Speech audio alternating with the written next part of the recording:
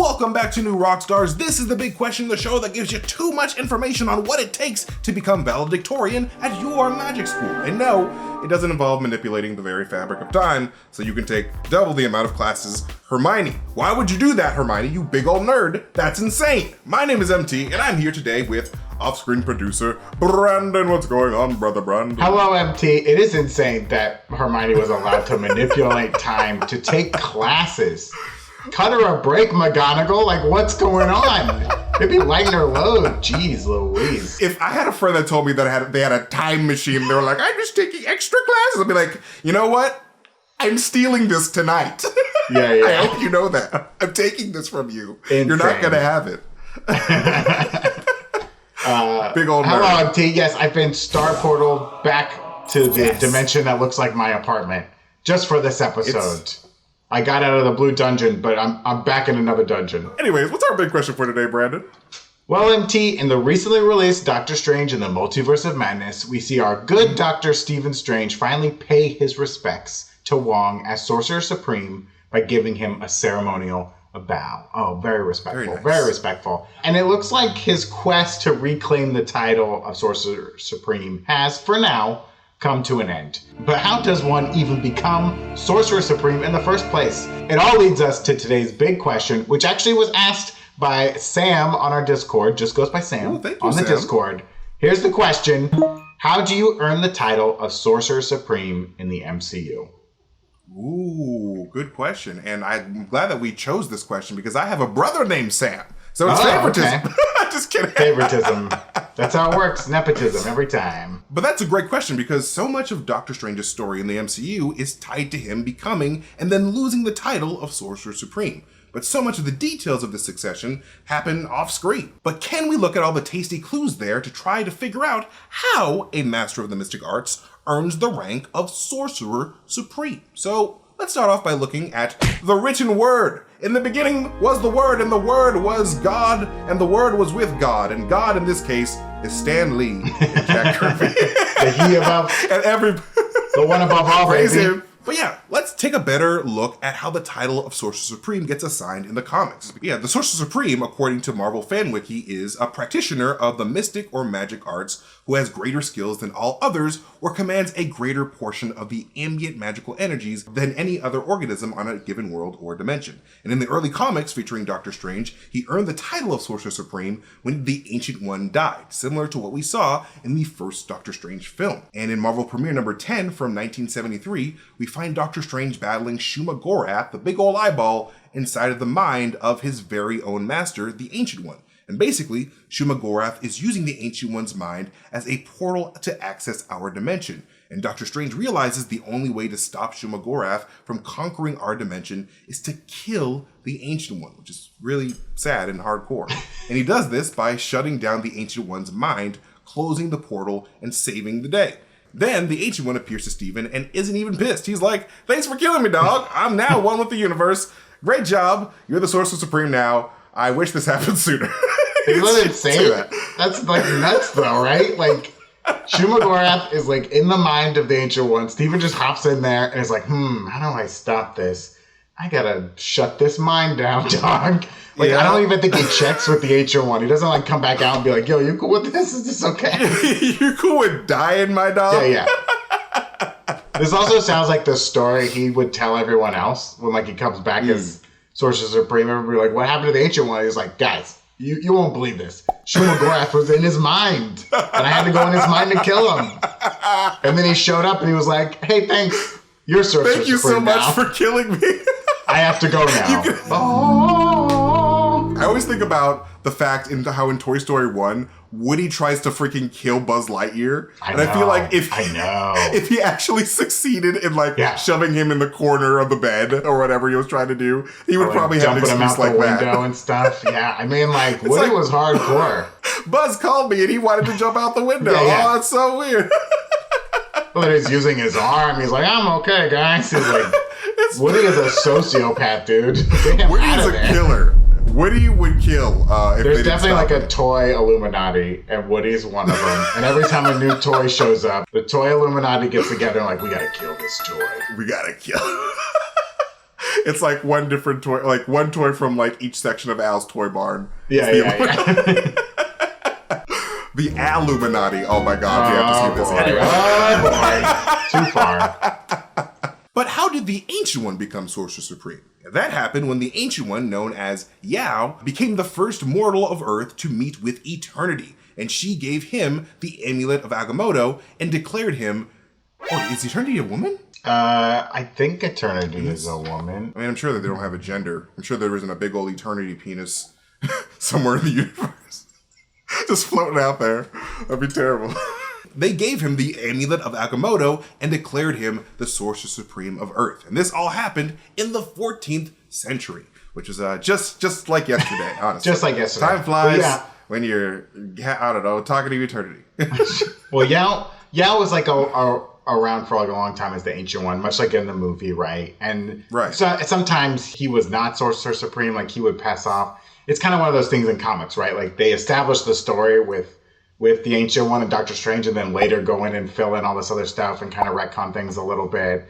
Because like before Yao, there was like Agamotto was like the first Sorcerer Supreme, right? And then like Merlin was a Sorcerer Supreme at some point. Isaac Newton was like a Sorcerer Supreme at some point. Like the title changed around a lot, but like Yao had it like for the longest amount of time. So they called him the Ancient One. Yeah. He was around for a long time, just kicking ass and taking names. Yeah. I want to see a Yao comic, or just an Ancient One comic in general, like an Ancient One central comic. And I honestly want an Ancient One series on Disney Plus, because I think she's one of my favorite characters in MCU. There was also another way of determining the Sorcerer Supreme, which was introduced in later years of Marvel Comics, and that is by the Trial of Vishanti. That name sound familiar? That's right. Famous singer. No longer with us. Really great singer, though.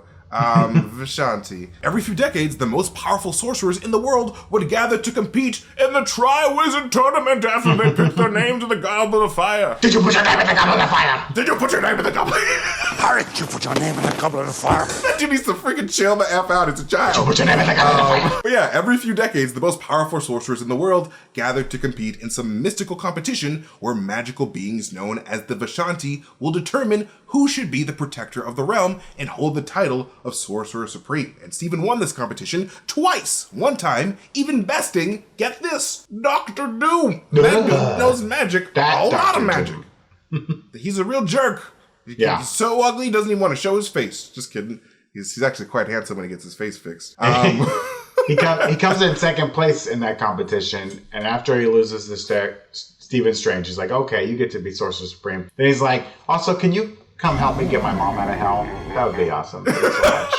It's like, okay, I guess I have to now. Could you just be a You asked so nicely.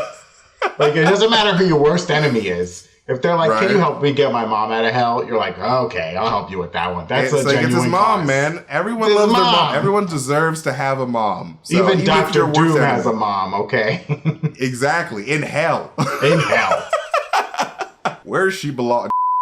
I'm sure Dr. Doom's mom did something bad too. Did at least one bad thing. But on his third appearance in this competition, he winds up losing to a sorcerer who wasn't even there and isn't even from Earth, Loki, which is wild. Loki just loves to ruin people's tricks. But what this Trial of Vishanti shows us is that you don't need to wait for the current Sorcerer Supreme to die. You can just win the title in this tournament, which is kind of wild, and I kind of want to see that. Yeah, it is interesting because, like, Marvel Comics initially sets up that, like, you know, Stephen Strange, he's the most powerful wizard. You know, Ancient One dies from Stephen Strange. And then he gets to just be like Sorcerer Supreme because the ghost of the Ancient One's like, you're the Sorcerer Supreme now. Congratulations. Yes. Then I'm sure, like, the comic writers were like, well, we're kind of in a pickle here because, like, we need to take away, or we need to have the risk of the title leaving Stephen without killing him, right? Because they don't want to kill Doctor Strange. He's a popular character. Right. They don't want to kill him. But they're like, it's a good narrative device, right? To have him lose his title. Or at least the threat of losing his title, right? Yeah. Right. So they kind of come up with this Trial of Vishanti thing, which, as you pointed out, you know, read the Book of Vishanti. It's a very powerful magic book. But then in this trial, it's like these magical entities they call Vishanti, like a plural a group of beings, right? So that's interesting. And it could be something that we have in the MCU, right? If one day they're like, let's have a tournament to determine who's the most powerful wizard. But yeah, it seems like in the MCU, it's mostly just been the Ancient One for a long time. A long time she's been holding that title. Didn't want to give it up, too, until she didn't want to give it halfway through Doctor Strange, which was one of my favorite parts of the movie, where she's just like, you know what? I should probably just die. I've been watching the future for a while. I know I can't see past this part. I should die. I guess I'll just die. Guess I'll die. Like the meme. It's that gif where they throw out the peace sign and disappear. It's like, weird. But yeah, now let us talk about the MCU Sorcerer Supreme, because that's what the comics have to say about becoming Sorcerer Supreme. We gotta talk about the MCU now. Well, much like in the comics, this Ancient One in the MCU held the title of Sorcerer Supreme for some time, thanks to some power from the Dark Dimension. Now, we don't know her age, which is naughty, hypocrite, you're a hypocrite, Ancient One. Maybe you're in hell with Doom's bomb. Just kidding, that's terrible. Maybe. All women go to heaven. Don't you know this? This is a fact of life. Now, we don't know her age, which would be rude to ask. You don't just ask a woman her age. Why would you do that? But Mordo does inform us that she is Celtic. And the fact that she was able to live for a long time and presumably holds the title for most of her life means that she could conceivably have outlived anyone who knew about the true rules of succession. And in theory, with her additional Dark Dimension power, she is the strongest sorcerer on Earth. Yeah, you're right. So let's think about that for a second. Like, she's using Dark Dimension power. Right. And in a way, it's not like she's besting Dormammu, but she's taking his power, keeping him out at the same time, because she's keeping the spells to release him hidden, right? Or to draw him into the realm. She's keeping all other sorcerers from finding the spells to access this power. So in theory, yes, she's like the strongest defender of She's got the most juice, realm. Basically. She's got the most juice. She's got some really powerful Dark Dimension juice. Yeah, we have no idea how old she is. Conceivably lived out everyone else who would have been there when she got the title, right? Right. Unless you're an Asgardian or some other... Or Wenwu, maybe. Maybe Wenwu. Or Wenwu, or you're an Eternal, right? You have no idea how she got to where she is. You have to take her word for it. No one, in theory, no one's written it down. There might be a book in Kamar-Taj somewhere, but she's had enough time to change whatever history she wants, right? She writes the rules here. If someone challenges that, she's just like, that's not how it works. But we're taking her word for that. This is true. And it makes you think, so if she's Celtic, she's not obviously in Norway, but she's in the Norse region. Do you think the Asgardians were aware of her? They seem to be very magic-minded people. They would know of her, don't you think? I would hope so, because like we do know in the comics that the Stone Age Avengers, I believe, right? It's when the Sorcerer Supreme at the time, which is Agamotto, does team up with Odin, and like he does have a relationship with Odin. So hopefully that there is some type of rapport between Kamar-Taj and Odin, considering that Odin in the MCU has taken trips to Earth and try to help out the people of Norway. So I think that any extra dimensional threat, any threat that comes to Earth, Ancient One Kamar-Taj is on it. So like if Odin comes by, they're gonna be like, "Who are you?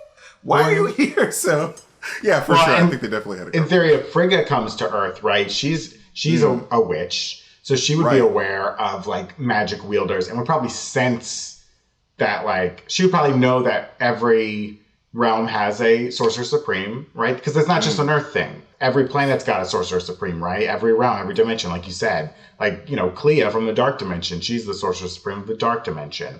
So it's like, Frigga must know that there are Sorcerer Supremes, and probably checked in on Earth to be like, hey, I'm Frigga, I'm the wife of Odin. Maybe you heard of me, I don't know. Heard you're the Sorcerer Supreme, just wanted to bring you these Asgardian fruits and a little Asgardian IPA. Try it out, just want to say hi from one magic wielder to another. Let's be cool. Let's be cool. I just want you to know that I am the head witch in charge. So you're talking to the HWIC, okay? I am the first lady, so I'm the best. So they must have talked. Okay, that's a good point, T. And then you also brought up Wenwu. I wonder, do you think Wenwu and the Ancient One ever came to blows? Ever came across each other? I want to see that fight so bad, because it would be one of the coolest fights in the MCU. But I think that they have to have come to blows. If Wenwu's doing shit in I don't know when Kamar-Taj got built or created, or when the Ancient One made her way to Kamar-Taj. But that's in a similar region to, in Asia where Wenwu was taking over countries millennia ago or whatever. So they could have crossed that. That would be a bad-ass battle to see. Come on, What If Season 2? Let's see that. Seriously, What If Season 2? Bring all the actors from Shang-Chi, because I want to see some cool-ass fights again, because Shang-Chi is one of the coolest action movies that we've got in the MCU. And then I guess we should also consider the Eternals, too, right? Do you think the Eternals knew of the Ancient One? Or the Ancient One knew of the Eternals? There is no way, in my opinion, that there is no way that the Eternals and the Ancient One have not come into contact, because I feel like the power of the Eternals, like the actual cosmic energy that they wield, is the same source of the Sorcerer's magic energy. Like the Eldritch magic? You think it's the same kind of source of magic? Yeah, I think that this Eldritch magic is... magic. Yeah, I think it's the sun. I think that everyone gets their power from the sun, and that sorcerers use the sun magic within them that they've absorbed their entire life to have these orange strings and to do all this orange magic. And the Eternals are the same way. And so I think that because of their similarities in their power source, and we know that from Shang-Chi that his rings affected the magicians of Kamar-Taj. I think that in a similar way, maybe they can sort of feel each other because they're running on the same power source there. So yeah, I think that because of that relation, they have to, and because they're just fighting deviants and deviants threaten our reality. Yeah, they must have come across each other at some point, right? Yeah. Yeah. And then I wonder, I love the idea that Ajax and Athena cross paths with the Ancient One, and then 1,000 years later they see each other again and they're like, hey, you're still alive? And they're like, yeah, you're still alive? And it's okay. They don't ask any questions. Funny. Don't ask any questions. That would honestly be Respect. If they just ran into each other at a coffee shop, they had a really great conversation, didn't talk for a couple of 100 years, and then ran into each other again. And they're like, you're human, right? And they're like, yeah, I'm human. You're human, right? Yeah, I'm a human. Literally, I really want to see that now, because that's just awkwardly hilarious. Very sus. Also, you point out about Wong and the 10 rings, right? He looks at the 10 rings at the end of Shang-Chi. He's examining them. He's totally shocked. So if the Ancient One did come across Wenwu, maybe she forgot to remind him about that. She's got a lot of history up there. She's got to tell people. Right. And I wonder if she was dying. She's like, bye, Stephen. And she dies and she's like, oh shit, I should have told him about Wenwu. Too late. Oh, I forgot to bring up Wenwu. Dumb idiot. You had 1,000 years to tell somebody. Come on. It'd be so funny if she was passing away and she's like, all right, goodbye, Stephen. Wait. There's this guy and he's got rings, but they're not on his fingers, on his arms. You'll see. She gets cut off because she died. Yeah. What I'm about to tell you will change the course of history. Okay, now I'm ready. Wait, there's a celestial buried in the earth. Do something. All right, here we go. Bye. If the Ancient One, I never considered that, because if the Ancient One knew about if she knew about celestial, you have to imagine that the Masters of the Mystic Arts know about celestials. But maybe it's one of those things, the government won't tell us what's in Area 51 because it's going to blow our brains. And we're going to, a society will collapse and no one will believe in anything anymore. Maybe it's the same thing with the Ancient One. She's like, I know about Celestials, but I cannot tell people about this. The Masters of the Mystic Arts will get so obsessed with trying to stop Celestials, and it's a futile effort, because you just can't stop them, that it's better off not knowing about them and just to live your life as an ant. Oh my god, bro, because the whole thing with the Ancient One in Doctor Strange 1 is death is a natural part of life, and it has to happen. And that's what Erisham tells Cersei. So it's just maybe she would be 100% on board with it happening, the destruction of Earth. That is, we've seen Stephen across universes be the lives of one does not matter in the trillions of calculations of the multiverse. I butchered that line. I paraphrased it, but I know what you're talking about. Too many sorcerers are these little things don't matter on the small scale, on the grand scale of the universe. So it's she probably did know, and she's like, I'm gonna make sure to die before this motherfucker is up in the earth. So that was a good time. She's I've seen some shit in my long ass life, but I ain't living through that. Boo. Right. I'm out. It's like, insert, you want to be Sorcerer Supreme, insert Steven, MT that's is for peace you. out meme right here. She's like, I'm out of here. But yeah, no, this film also introduced the heads of the Hong Kong and London sanctums and sorcerers that we didn't see in the first film and were presumably killed by Caecilius. And they acknowledge Wong's authority when they come to protect Kamar-Taj by bowing out of respect, as one does, as it is ancient custom. What are you doing, Stephen?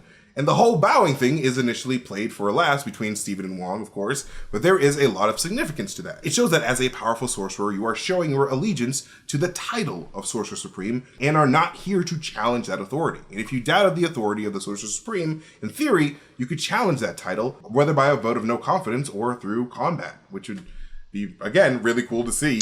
Really cool to see. Yeah, I think it's a great point, MT, because, like, the bowing thing, it was played for like kind of jokes, like ha ha ha. Right. But it was very significant at the end. And I think you're right that, you know, if you have all these powerfully magical people, in theory, if enough of them are against what the Sorcerer Supreme is saying, they could challenge that. They probably have like some sort of democratic system set up. You know, multiple times in like the first Doctor Strange and in the Multiverse of Madness, we see kind of like regal looking sorcerers who are like teachers. They kind of make the joke in the first Doctor Strange, right? Where he goes, he walks up to Hymir and he's like, oh, you must be the Ancient One. And like, they're like, no, it's this lady who knew about the Celestials and didn't warn us. So it makes sense that you have these elder sorcerers who are also very powerful, and they probably could, if enough of them got together and they were like, we don't trust you as Sorcerer Supreme anymore, they probably could overturn it and go through some whole process. Or, yeah, just like whip out their magic and be like, I'm the boss now. That's basically what Caecilius tried to do, right? He tried to kind of take over by force. So I think this bowing thing, which was probably set up by the Ancient One, because she's been around for the longest time, it's probably her custom. But it's important because it's basically showing, like, I'm not here to threaten you. I trust you. Right. I will do as you say. You know, I lend myself to you. Because that was another thing I thought was a very interesting line in the film. It's Hong Kong and London show up, and it's not like they're just like, yes, sir, right away, sir. They're like, we're here to offer our support. So they have, like, some level of autonomy, it seems like. They could be like, because as Sorcerer Supreme, you probably got to worry about the big picture. You don't have time to micromanage every sanctum. So I do kind of like that they put that in the film. It's very similar to how, you know, the custom we have of like shaking hands. I believe it dates back to like medieval times, which basically is showing that your hand is empty. You don't have a sword in your hand, because most people use your right hand for your sword. By showing the empty hand, you're saying, I don't come here to attack. I come here out of peace. Right. I'm not holding my weapon. So I think this bowing is like very important. It's showing that, like, yes, we still trust you. We're on your side. You can be our Sorcerer Supreme. Yeah, man. And like, it's so easy for egos, especially when you're dealing with like stuff like with power. Because like, that's all these people, like these sorcerers are. It's all, because they're all power wielders. And so like egos can easily be like, oh, why should he be Sorcerer Supreme when it should be me? Like, what the heck? Exactly. Like, I'm more stronger than Wong. So like, yeah, it is a really important for the entirety of the world to be on the same page. Because as we learned from Doctor Strange 1, each of these sanctums are key to keeping the dark baddies out of our dimension. If all three are gone, then like we're done. So if there's no synergy, then they're all going to fall. So like there has to be some type of like respect for one president of magic, which is Wong, the Sorcerer Supreme. Well, it's also it's probably a thankless title too, because if a Dormammu shows up, or a, you know, or something else that's an interdimensional being shows up to destroy your world, you have to go fight it. It's your job now, buddy. Yep. You're Sorcerer Supreme. You better step up. Sucks. It sucks. You can't really call out from work. It's like, yeah, you gotta have to do this, man. I'm sorry. Yeah.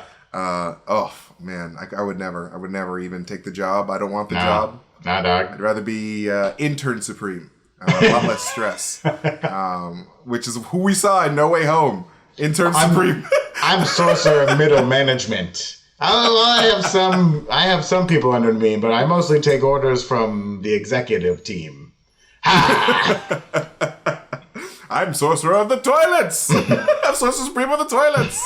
Now let's talk about Wong as Sorcerer Supreme, because Stephen was made Sorcerer Supreme after the Ancient One died, even though he was a brand new sorcerer because of his incredible ability to just absorb information because he's a big old nerd. And he defeated Dormammu within the Dark Dimension and was able to demonstrate the ability to utilize an Infinity Stone, specifically the Time Stone. which, as we learned from Doctor Strange, was just hard to do as a sorcerer. Like, a lot of people couldn't even open the damn freaking Eye of Agamotto because, like, I don't know the spells. It's just, I'm too dumb. But Stephen was like, I've got time. Christine doesn't love me. Why not? Let's read some books instead of getting laid. But yeah, when he was blipped, Wong was the next powerful sorcerer in line, so the title passed down to him, which makes a lot of sense because Wong himself was really into reading. As when we first meet him, he was a librarian, so he probably knows a lot about the mystic arts. But now that Stephen is back, the title doesn't pass immediately back to him. So by the rules that we laid out today, shouldn't the title of Sorcerer Supreme go back to Stephen? Yeah, I mean, I guess if we're saying that the Sorcerer Supreme is the most powerful sorcerer in the realm, and you've already established that Doctor Strange was that at one point, in theory, you would think the title would just like shoot right back over to him because he still would be the strongest one.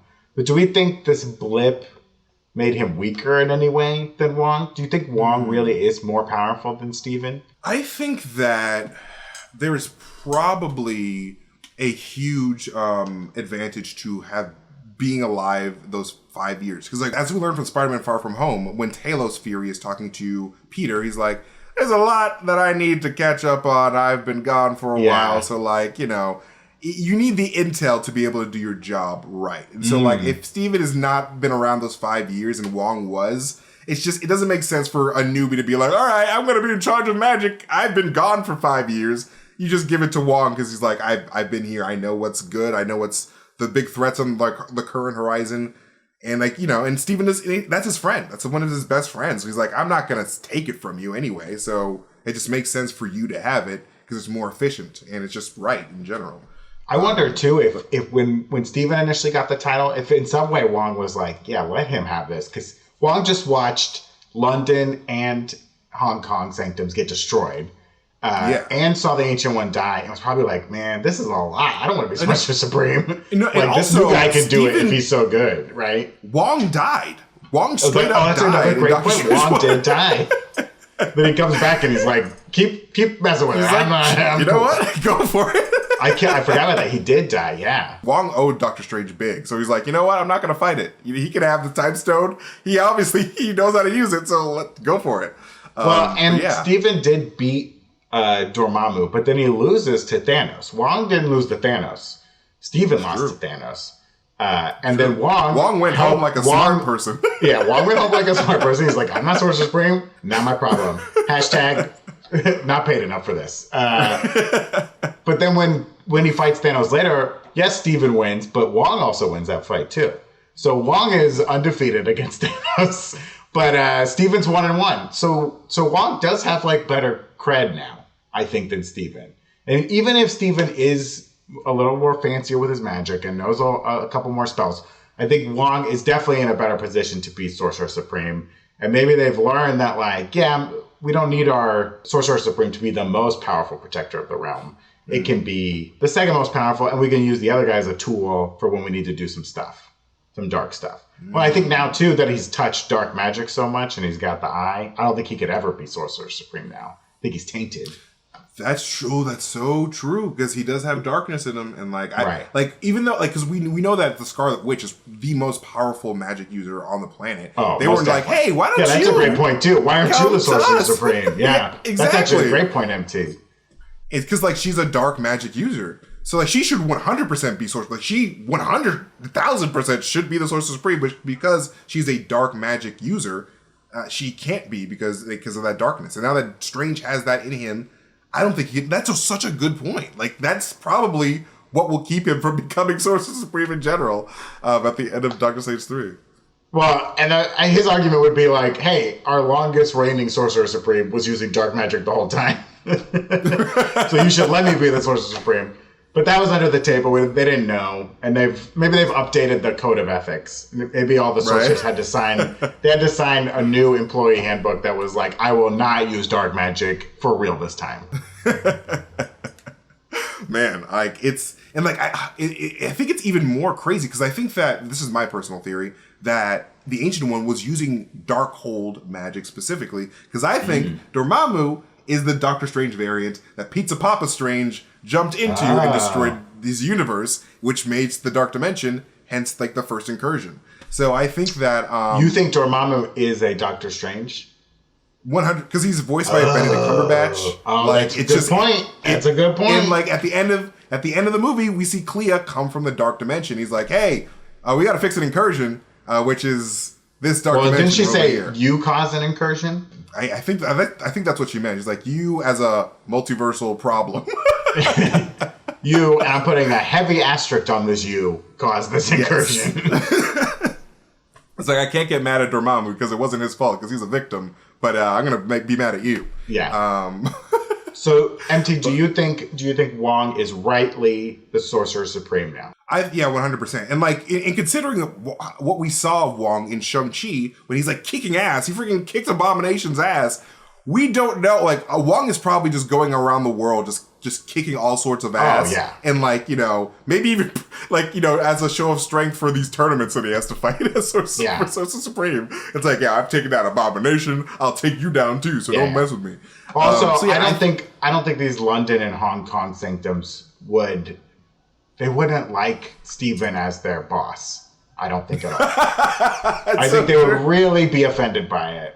I think Wong is like a good person to be in that position to unify all the masters of the mystic arts. Yeah, man, because the main theme of this new movie is like Steven always has to have the knife, and like he needs to relinquish the knife to someone else, which is why he just bows to Wong. He's like, all right, I'm relinquishing the knife of protecting the humanity to you. Yeah, we said in Doctor Strange 1 that the people that he worked with was like, all right, he's kind of an asshole. I don't really like working with him. He just likes being in charge. So like, I think that they wouldn't really like working with him at all, like 0%. So you're totally right there. This is for Rachel, you big, fat, white, nasty, smelling, fat bitch. Why you took me off the motherfucking schedule? Good points. A lot of good points from you today, Brandon. You're so smart. You're smart too, can't MT. deal with it. I think you are smarter. I wish they would lay all this out for us so we didn't have to do all this work for Marvel Studios. But I think we've come to a pretty good conclusion here. Hey, I love talking about Marvel just on YouTube because I hope they never do the work so that we get to talk about this stuff forever. keep us working on it. And hey, be sure to check out newrockstarsmerch.com because our partners at Epic Hero Shop have released a ton of new merch related to Doctor Strange and the Multiverse of Madness, including some fun new shirt designs and some adorable Gargantos stickers. Gargantos did not deserve to die like that. Please buy some stickers in memory. And you can still grab our latest Obsession shirt, Shattered Madness, before it's erased from the universe forever, because it's not going to come back. Do not ask for it back when it's gone. So to see all of our awesome merch options and support the work that we do here at New Rockstars, please head on over to newrockstarsmerch.com. And before we dive into our bite-sized questions next, some words from the people that help bring Big Question to you. Take it away, Brandon. You got it. Spring has sprung and summer is just around the corner. With the constantly changing weather, it can be hard to figure out what to wear for the day. Luckily, Faraday makes it way easier. They make the perfect clothes for all seasons. Faraday is a family-run brand making high-quality, timeless clothing with modern design and functionality. Their clothes have that kind of effortless style we all want to see in our closets. They have pieces that mix and match with ease, and it will feel like you have your own personal stylist when you shop with Faraday. I love their Legend sweater shirts. I got a couple of myself. I can roll up the sleeves when it's a warm day, but roll them back down when the sun sets and the temperature starts to drop in this cool California desert weather. And all day long, I look great. And I really like this shirt. It's super comfortable. I agree. You agree. MT agrees. And Faraday's so confident in the quality of their stuff that they have a lifetime guarantee of quality. Your whole life, even the ancient one's life, if you live for hundreds of years. Use your magic to keep Faraday in business and they'll fix your clothes for free. They'll replace or fix your clothes forever, no matter what. Talk about making it easier to get dressed. That's what Faraday does. And right now, Faraday is giving all Big Question listeners 20% off. Can you believe it? 20% off. So head to FaradayBrand.com/BigQuestion and use code BigQuestion at checkout to snag 20% off all your new spring staples. That's code BigQuestion at Faraday, FAHERTY brand.com/BigQuestion for 20% off. Again, FaradayBrand.com/BigQuestion. Now it is time for our bite-sized questions next. Tasty. Jelly inside, delicious. Now, Brandon, can Wanda warp reality to be able to lift Thor's hammer. And this is from Spoon Fiesta on Discord. Thank you, Spoon. Oh, yes. Thank you, Spoon. Well, Wanda's ability to warp reality as the Scarlet Witch is incredibly powerful, but is it even more powerful than Asgardian magic and the Odin Force, right? Because that's all what's tied up into Mjolnir. Considering that in the MCU, Wanda's abilities were innate magical powers, possibly part of a prophecy of Chthon. We don't know that yet. That's how it is in the comics, but maybe that's true in the MCU. We don't know. But then, he also, like, in the comics, didn't Chthon, like, literally give baby Wanda powers, right? Or, like, he physically did that, but we don't know if that's true here. But so she had these kind of innate magical abilities. You know, we saw that in WandaVision when she stopped the bomb from going off. But then those powers got enhanced via the Mind Stone, which is, of course, one of the Infinity Stones. So very powerful cosmic magic that's tied into her chaos magic. So I really think it wouldn't be a problem for Wanda to warp the reality of the worthiness enchantment, you know, potentially even removing the enchantment entirely if she wanted to. But she could probably also just turn Mjolnir into, like, a Caesar salad or, like, a pile of buttons or something. Like, she doesn't need to pick up Mjolnir ever or, like, touch it. But I definitely think she's strong enough to change the magic around it. Because remember, Mjolnir didn't always have that enchantment, right? I think in the comics, like, a young Odin used to use Mjolnir, but it was just, like, a powerful hammer that the dwarves made. Like, he didn't have a worthiness charm then. He just put it on there because his son was an asshole and he had to teach him a lesson. It's like putting a lock on your gun in the house. It's like, well, I think that's a fair thing to do. I think everyone should put a lock on their gun in the house. It's like that's what I'm saying. Like, that's Odin putting the lock on. It's like, don't lift this like a Thor until you're old enough to be able to use it. Until you're responsible enough to wield this gun, I'm not letting you touch it. But let's not also forget that while Hela never wielded Mjolnir, she didn't pick it up. She did stop it and, like, hold it. It didn't, like, blow right through her or, like, you know, slam her down to the ground. She was, like, holding it for a second and then she destroyed it. We know, of course, that Hela possesses Asgardian magic, and she probably has, like, a little bit of the Odin Force inside of her because she did fight with Odin. She was, like, the firstborn. This is all within MCU, of course. She was, like, the first child. So she has a lot of magic, but she certainly wasn't worthy when she gripped Mjolnir and was able to destroy it. And I would think that Wanda is probably way more powerful than Hela. So I think Wanda could definitely maybe even without warping reality, might be strong enough with just chaos magic to, like, pick up Mjolnir. Oh yeah, for sure. I think the actual enchantment has to, like, be like physical contact lifting up. So, like, they do talk about it in Age of Ultron briefly. It's like, hey, elevator's not worthy. But if you put the hammer in an elevator, it would still go up. Elevator's not worthy. They talk about, like, all the weird things you could do. Like, if it's on an airplane, can you get it up in the sky? Yeah. And so, like, I think that chaos magic is sort of like the elevator in this scenario, where it's like, hey, I'm not lifting it up myself with my hand and my body. True. And, like, technically, the enchantment is getting the powers of Thor. So you can lift up the hammer, fine, but, like, you're not going to get the power of Thor if you lift up the hammer. Like, the elevator wouldn't get the power of Thor. So maybe she could pick it up, but she wouldn't get the power of Thor. Like, her magic's not strong enough to change that. I like that. Yeah, because, like, Wanda's too strong to not be able to lift up. Too strong. Yeah. She can do whatever she wants with that hammer. It's more that she doesn't care, right? She doesn't care at all. She'll take your mouth and blow your mind. What mouth? But what mouth, exactly. But yeah, here's another bite-sized question. If Doctor Strange astral punched Moon Knight, who would come out? This is from Crispy Chrissy. Always with the good questions, Crispy Chrissy. Thank you. Yes. Well, I'll tell you right off the bat, I think Mark Spector would come out.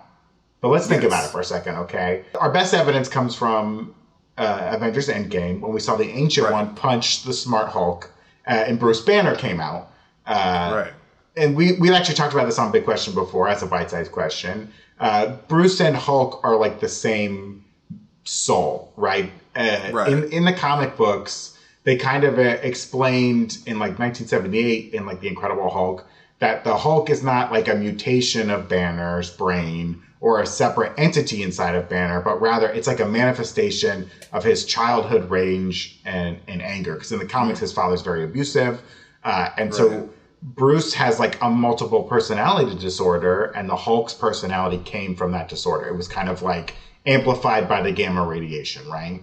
So if we think that Moon Knight has like a similar thing, right? If Mark and Steven and Jake Lockley, if they're part of like a DID kind of persona and they're multiple personalities, if we go by like the rules of Smart Hulk and Bruce, I think like the base soul would come out, whatever the OG soul was. And if we believe that to be Mark Spector, I think it would be Mark Spector. Now, I also have a theory that maybe Jake Lockley is the OG person, and that Mark and Steven are really manifestations of Jake Lockley, and he's allowed Mark to think he's the alpha persona because he uses Mark. I think you were talking about this, how like he uses Mark's identity when Mark's not knowing it, and like goes around like getting apartments and stuff under Mark's name, and Mark's not sure. Like, I think he's using these Mark and Steven as personalities to get around the world because Jake Lockley is so dark and destructive that he had to manifest like nicer personalities. Like Mark is a nicer personality than Jake Lockley. So I think whatever the alpha persona is, I think that's what would come out if the astral punch happened. Now, do you think it's possible they could be separate?